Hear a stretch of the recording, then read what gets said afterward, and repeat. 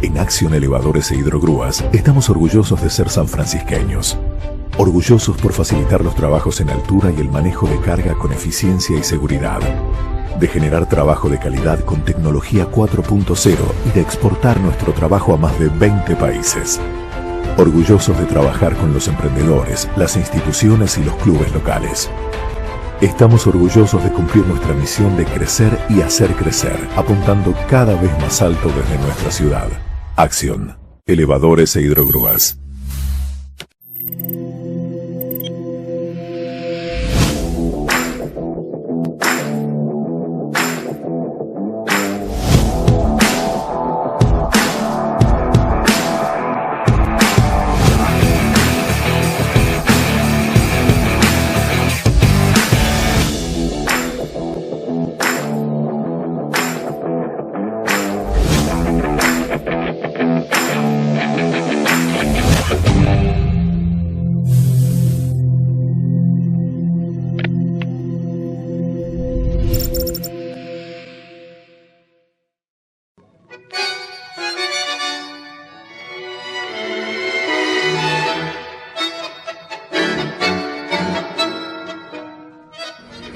En este bloque de huellas vamos a repasar un acontecimiento histórico, podríamos decir contemporáneo al menos para muchos de los sanfrancisqueños y de los cordobeses. El hecho se origina en la ciudad de Córdoba y tiene que ver con la renuncia del gobernador Angelos 6 meses antes de cumplir su mandato en el año 1995. Pero no vamos a hacer aquí un repaso histórico de ese episodio, sino que vamos a recordar el impacto que tuvo esa decisión en nuestra ciudad a través de diversos testimonios. Arturo, un hecho impactante de la política cordobesa, un gobernador que llevaba 11 años y medio en el poder, un gobernador fuerte, un gobernador con una gran influencia, que había sido candidato a presidente de la nación, que 6 meses antes de cumplir su mandato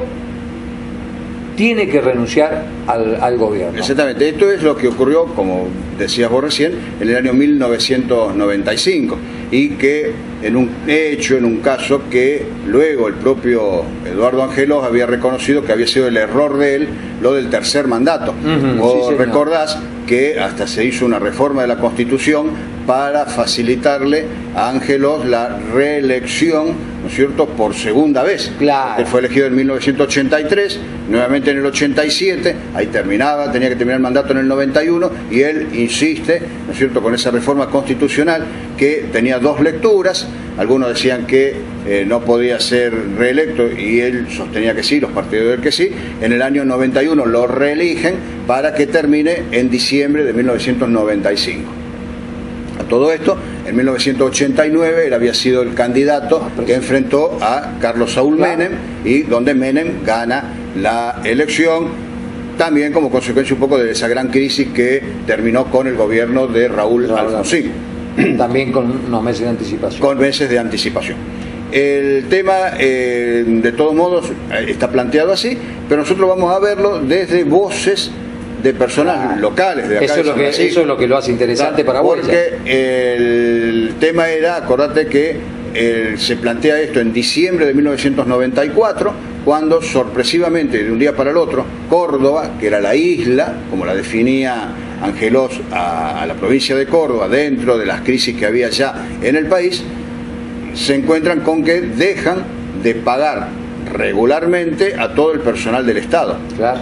Todos los estratos del Estado, justicia, los ministerios, educación, salud, todos los ministerios, todos los empleados de la provincia caen en una situación que arrastra luego a los pocos meses a las municipalidades. Los municipios también. A las municipalidades. Sí. Entonces, acá vamos a ver, en la voz de Evelina Feraudo, que en ese momento era concejal, el tema del PAICOR. ¿Qué pasaba con el PAICOR? Era ese sistema de asistencia, ¿no es cierto?, que existe todavía, pero que era muy importante para los chicos que concurrían a las escuelas.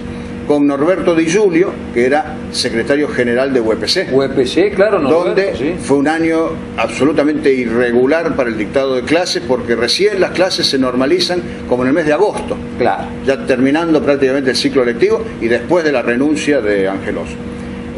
Con Héctor Besone, que era delegado de UPC, y lo curioso también con chicos que habían manifestado en la calle, en el centro de la ciudad, que hicieron como un piquete y un corte de lo que era 25 de mayo, reclamando que esto tenga una solución porque ellos perdían el año, los Claro. secundarios, que tenían que entrar a la universidad el otro año. Era una crisis tremenda. Fue una crisis muy grande. Y terminamos todo con una síntesis, por supuesto, porque el discurso es muy largo, de Eduardo Angelos planteando y acusando a Domingo Cavallo, Claro. ministro de Economía, y al presidente Carlos Menem de ser los que gestan de alguna manera esa crisis dentro de la provincia. Se de recuerda, o recuerdo personalmente, el veto de Cavallo a unos créditos que había Claro, que era gestionado Angelos en el Estados exterior, Unidos. en el exterior, y donde había mediado la iglesia, Claro. para que den los créditos, Sí, sí. con el cardenal Pimatesta. Pimatesta, mirá la figura que estamos hablando. Claro, entonces lo otro interesante es que en el mes de abril, en el medio de toda esta crisis, hay elecciones de gobernador en la provincia de Córdoba para asumir en diciembre. Claro. Y gana el radicalismo, que es Con Ramón Mestre, claro. con Ramón Mestre, que es, digamos, precisamente el partido que podríamos decir lo acusaban de la crisis que se Claro. estaba viviendo en la provincia. Era Claro. el gobierno en ese momento y gana, no obstante. No obstante esto, entonces, aprovechando ya que había elección hecha y la crisis no daba para más y como que ya su figura era la que perturbaba un poco la situación, Angelos da ese discurso donde hace esas acusaciones a Cavallo y a Menem y renuncia, permitiendo que asuma Mestre, que fue, como se lo recuerda mucho, también le decían el gran ajustador después, Claro. porque vino haciendo todos unos ajustes muy grandes dentro de la provincia y en materia educativa también, que fue muy recordado precisamente por esto, pero es el que consigue, aún después del mes y pico de gestión nueva, recién destrabar la situación y conseguir que por lo menos vaya normalizándose la actividad en el Estado y se retomen con alguna normalidad las clases en agosto. Los invitamos entonces a compartir estos testimonios. Prácticamente todos los entrevistados son contemporáneos y seguramente a todos nosotros nos transportará a una época de nuestras vidas a través de estos testimonios de sanfrancisqueños que recibían el impacto de la crisis provincial del año 95.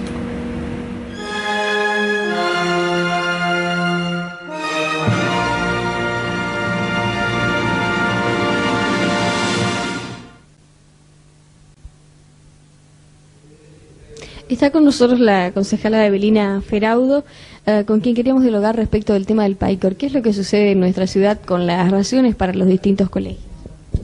Bueno, con respecto al tema del PAICOR, nosotros seguimos sosteniendo, ¿no es cierto?, que la política social, una política social eficiente, es la base para una buena política educativa y que bajo ningún punto de vista, tanto lo que se refiere, en este caso, ¿no es cierto?, a salud, alimentación, como lo que se refiere a educación, pueden disminuirse, ¿no es cierto?, las partidas presupuestarias.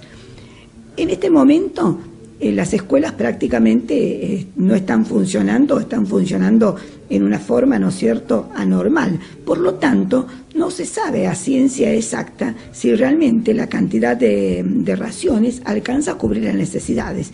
Yo que he estado en la escuela, recuerdo que los días de huelga siempre teníamos menor cantidad de alumnos, porque también los padres, ¿no es cierto?, ya tienen una organización distinta de sus actividades.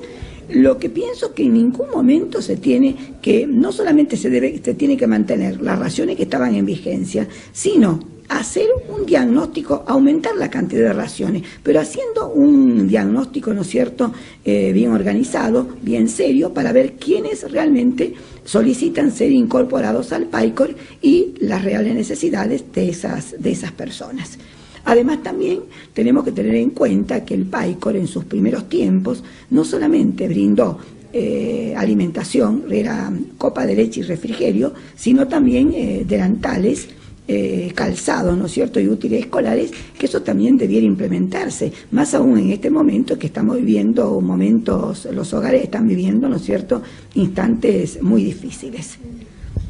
¿Ustedes han recorrido las distintas escuelas para ver si realmente están llegando como corresponden las raciones del PAICOR? Sí, y verdaderamente sabemos que hay problemas con respecto al PAICOR, ¿no es cierto? Pero no podemos determinar todavía, no se puede determinar, como me decía la directora de las escuelas, y me decía también Rosana, a ciencia cierta, las reales necesidades de cada una de las escuelas hasta que no se comiencen las actividades en forma normal. Por eso yo creo que todo un problema los problemas se van, ¿no es cierto?, encadenando mutuamente. Urgente es necesario, ya sabemos que se normalice, ¿no es cierto?, que se paguen los saberes a los docentes para que las clases puedan comenzar.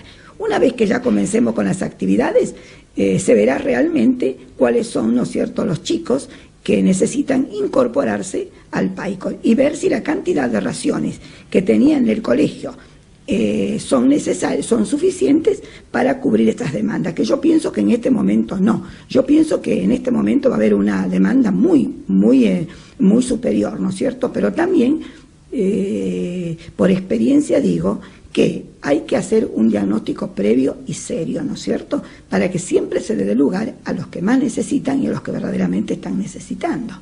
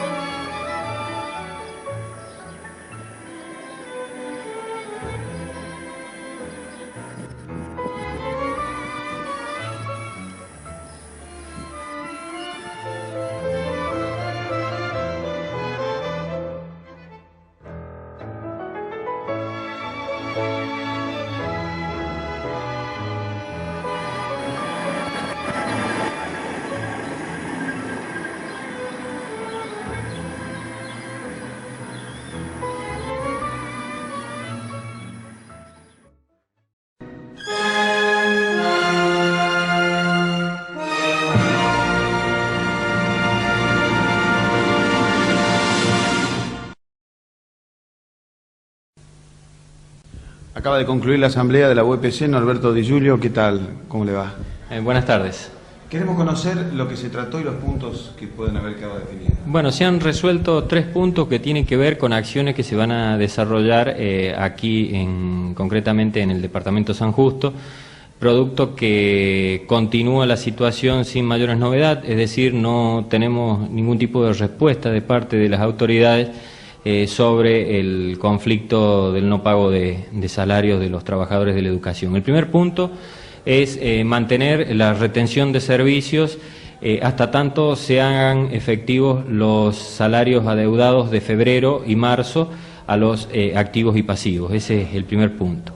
El segundo punto tiene que ver con una convocatoria a una movilización en la que convocamos a los padres, a los alumnos, a las instituciones intermedias, con el fin de trasladarnos desde aquí, de Ramón y Cajal 565, el día viernes 28 a las 18:45, hasta el centro cívico, donde vamos a realizar una asamblea abierta con el objetivo de continuar con la firma de un petitorio en defensa de la educación y los educadores, hemos llamado nosotros, donde hablamos sobre el presupuesto educativo, hablamos sobre las desviaciones de los recursos del Estado para otros fines, y vamos a continuar haciéndolo firmar allí en la plaza cuando hagamos la asamblea pública, para luego este petitorio entregarlo a las autoridades y a las fuerzas políticas en general.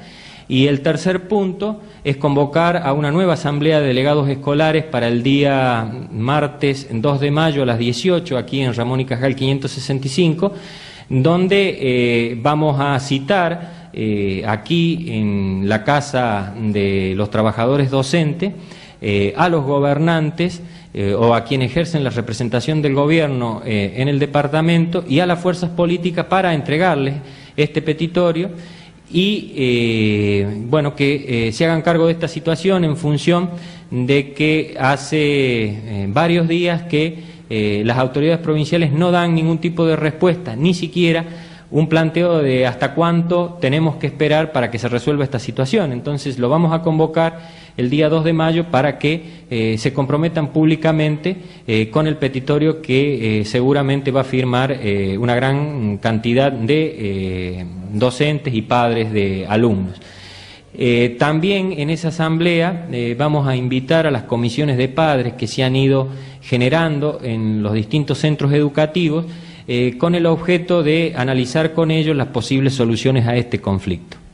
Los últimos pagos que han recibido ustedes, ¿a qué mes corresponden? Corresponden al mes de febrero de 1995, es decir, que está pendiente el mes de marzo y faltan muy pocos días para que se venza también el mes de abril. Y lo más preocupante es que el último dato que nosotros hemos tenido de algún funcionario con capacidad de resolución de esta crisis a nivel provincial han sido las palabras en el día, creo que fue 5 de abril, el ministro de Economía de la provincia, Caminote, en oportunidad de las exequias del padre del ministro de la Nación aquí en San Francisco, dijo que alrededor del 15 de abril, 17 de abril iba a estar resuelto el problema, pero a partir de esa fecha no han hablado de esta situación. Parece que no existieran los casi 30.000 entre pensionados y jubilados que no han cobrado todavía febrero y todos los agentes de la administración pública que no hemos cobrado marzo, que somos muchos más. Digo que parece que no existieran porque ni siquiera una respuesta de ellos respecto de esta situación.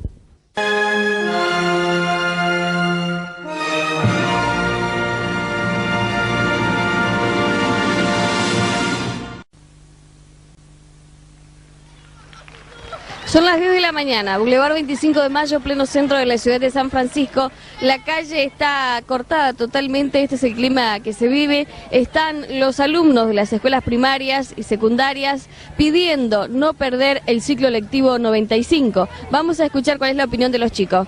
Hola, buenos días, ¿por qué están aquí? Porque queremos tener futuro, porque somos las víctimas de todos nosotros. ¿Cuál es tu opinión respecto de lo que ocurre con los docentes? Y que está muy mal porque no le quieren pagar. ¿Qué están reclamando en la mañana de hoy? Que haya clase y que le paguen a las profesoras. ¿Cuál es el objetivo principal de la... Nosotros queremos volver a las aulas, queremos volver a tener clases porque vamos a perder el año y no está para eso. La situación del país no está para perder el año, porque si perdemos el año, los chicos que el año que viene quieren ir a estudiar a Córdoba no van a poder ir, los chicos que tienen trabajo prometido no van a poder ir.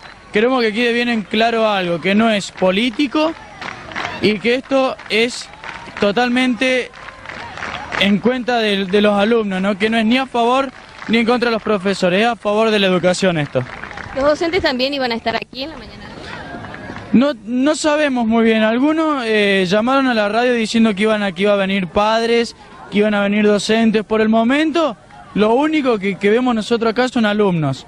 Nosotros todavía no vimos ningún docente, no vimos ningún padre, pero esperamos que vayan a venir. ¿Continúan ustedes pidiendo no perder el año?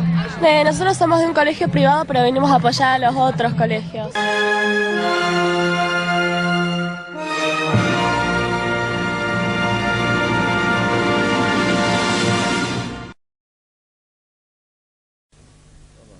Estamos con Héctor Besone, delegado departamental de la UPC. Todavía no hay noticias sobre el pago de haberes, ¿no? Sí, lamentablemente todavía no hay novedades. Estamos todos ansiosos a la espera de que esto se solucione para que la educación vuelva a su normalidad, para que los chicos no sigan perdiendo clases, para que los docentes no sigan angustiados, frustrados, y así el sistema educativo realmente no sufra un deterioro más del que ya ha sufrido hasta ahora. El cronograma dice que entre miércoles y jueves se comenzaría a pagar. De ahí a que sea realidad, ¿qué se sabe? Bueno, tienen que terminar de pagar a los jubilados, que en el interior prácticamente no ha cobrado con nadie todavía, los jubilados, porque esa es la condición que ha puesto UPC, de que una vez que cobren los jubilados van a cobrar los activos, y esperamos que esto sea en lo inmediato. ¿Qué puede suceder de aquí al más con la educación? Porque realmente preocupa, estamos ya a 2 de mayo y ha habido muchos días sin clases, ¿no? Sí, y bueno, esto es la preocupación que tiene que tener toda la gente, los padres, la comunidad, las instituciones, los funcionarios, los legisladores, porque no han dado muchas muestras de gran preocupación, lamentablemente. Ven un conflicto, ven cómo se desarrollan marchas, asambleas.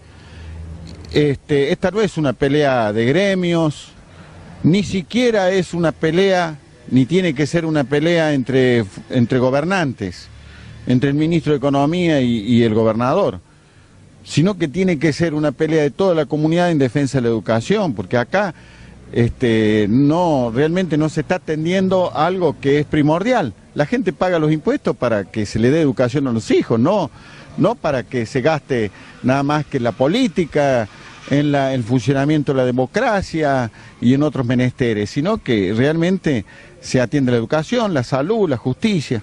¿Va a haber una asamblea mañana aquí en la UPC? Sí, mañana tenemos una asamblea a las 18 horas, donde se va a hacer entrega de un petitorio que por iniciativa de los padres han firmado todos los ciudadanos, padres, gente, digamos, que siente el problema educativo, y esas firmas van a ser entregadas a los representantes de los principales partidos políticos y representantes del gobierno. De cualquier manera, todavía continúa la retención de servicios. Y sí, realmente está parado porque el gobierno, que es el responsable, hasta que no pague los sueldos, aunque quieran los docentes. ¿A usted le parece que los docentes, aunque vuelvan al aula en estas condiciones, no se normaliza la situación? Hay que pensar que se le está debiendo a los jubilados, bueno, el mes de febrero, pero a los activos el mes de marzo, estamos en mayo, no están en condiciones de volver al aula. Aparte, esta retención de servicios es una presión para que el gobierno regularice cuanto antes la situación.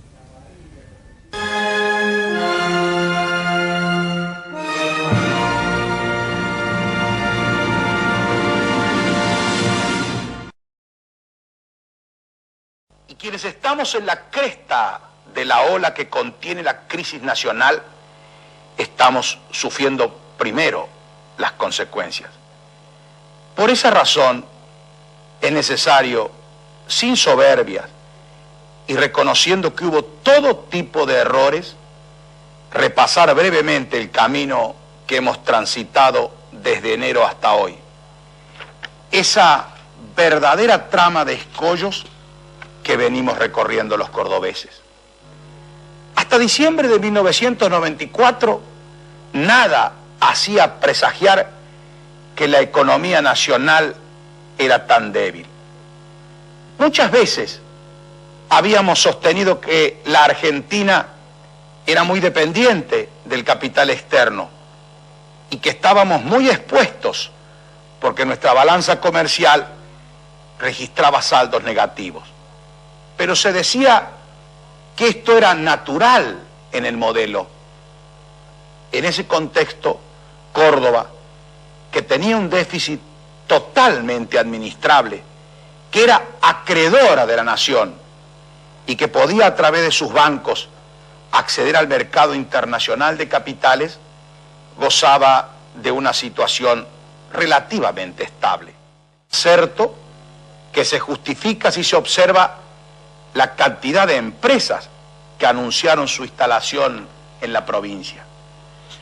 Por eso siempre digo, si hubiéramos estado tan mal como algunos afirman, a diciembre de 1994 nadie nos hubiera querido prestar y nadie hubiera querido venir a invertir.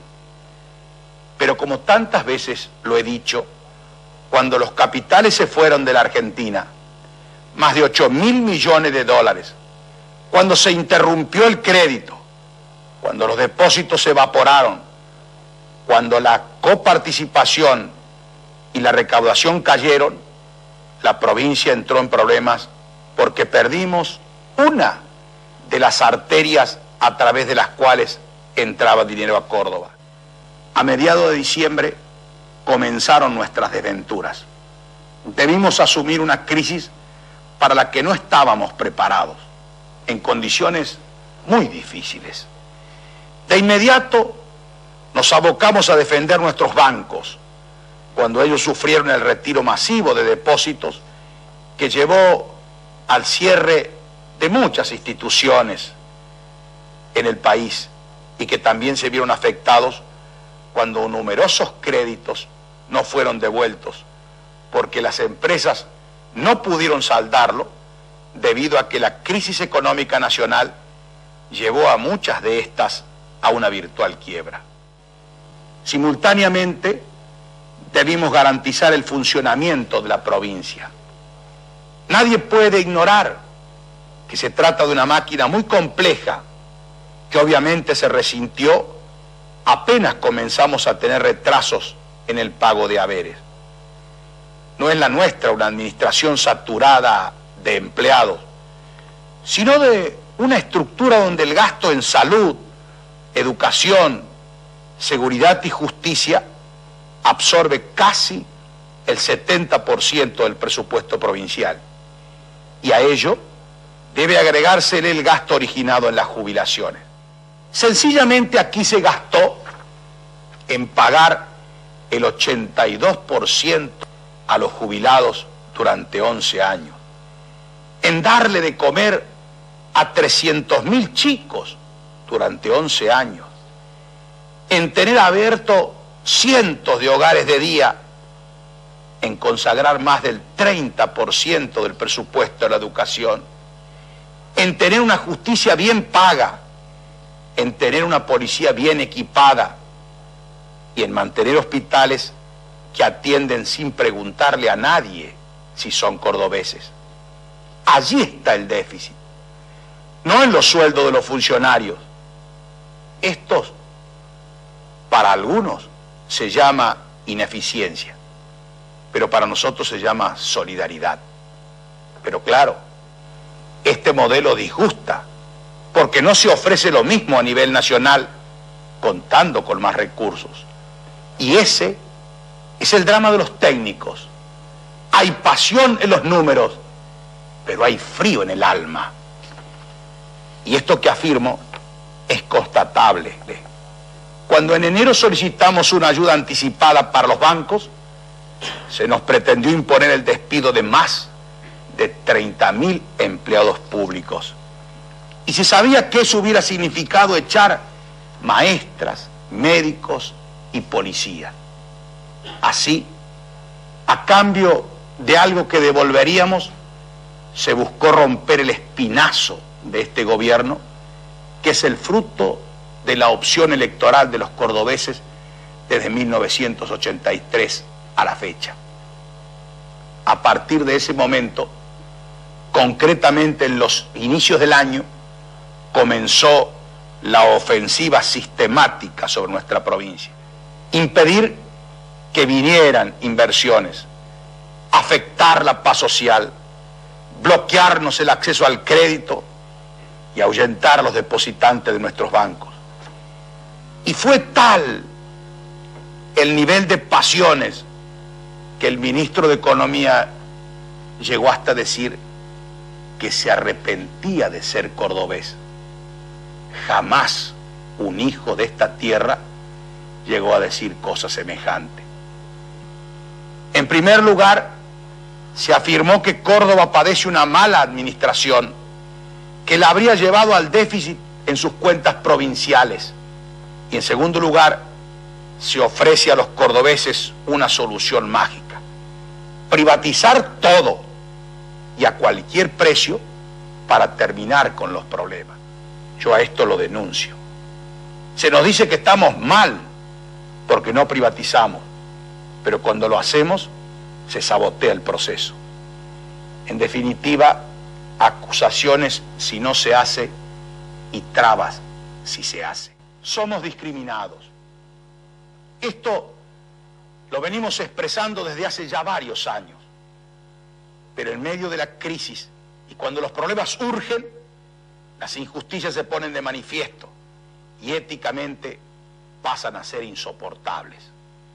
Se nos discrimina cuando el Ministerio del Interior, de los 1.000 millones que recibió en lo que va de 1991 a 1995, destinado al Fondo de Aportes del Tesoro Nacional a las provincias, a Córdoba se le otorgó solo 20 millones, cuando nos debió corresponder más de 100 millones. Macoser, para sus productos Singer y Florencia, presentó con exclusividad este programa de difusión educativa y cultural.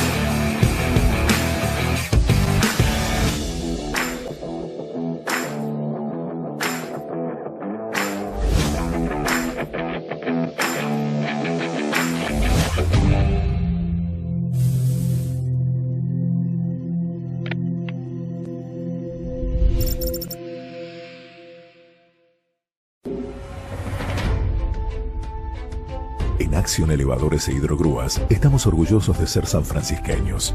Orgullosos por facilitar los trabajos en altura y el manejo de carga con eficiencia y seguridad. De generar trabajo de calidad con tecnología 4.0 y de exportar nuestro trabajo a más de 20 países. Orgullosos de trabajar con los emprendedores, las instituciones y los clubes locales. Estamos orgullosos de cumplir nuestra misión de crecer y hacer crecer, apuntando cada vez más alto desde nuestra ciudad. Acción, Elevadores e Hidrogrúas.